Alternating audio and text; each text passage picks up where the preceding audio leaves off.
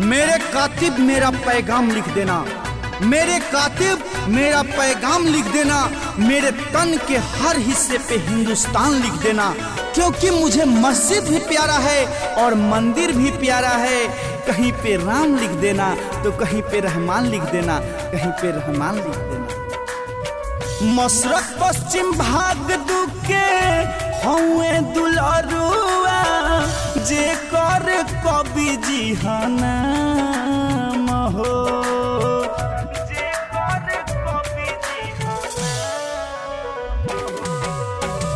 मशरक पश्चिम भाग दुके हौए दुलारुआ जे कर कवि जी हना हो।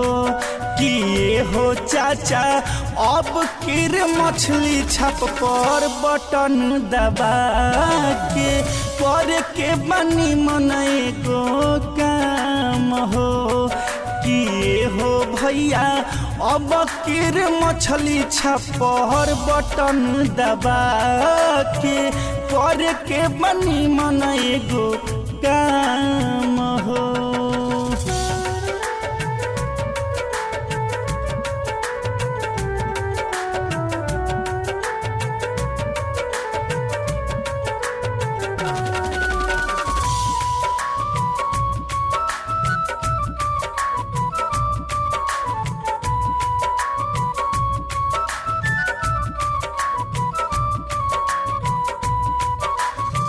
मशरक पश्चिम भाग दू में करी है विकास हो, 10 नोह जोड़ले बारे करी विश्वास हो।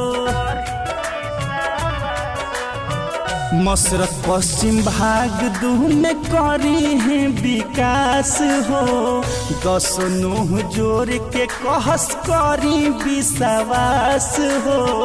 दुखिया गरीबवन के बनी है पहरुआ कबहू न करी है आराम हो।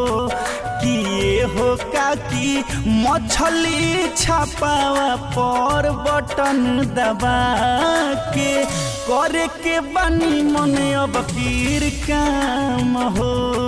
किए हो चाची मनोरमा देवी के जिला परिषद बना के करे के बनी मन गो काम हो।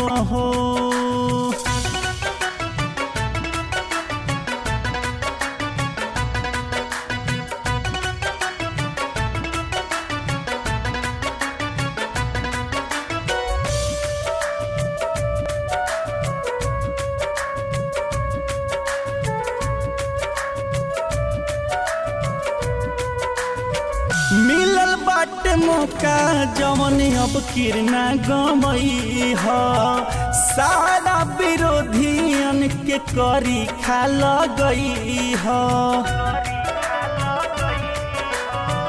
मिलल बाटे मौका जवन अब किरना गमई हो, सारा विरोधियन के करी खा लगई हो। सबका सेवा में कवि जी लागल रहे, देखस न सुबह की शाम हो। किए हो भौजी मछली छपावा पर बटन दबा के करे के बनी मनए गो काम हो। किए हो भैया मनोरमा देवी के अब किर जीता के करे के बनी मनए गो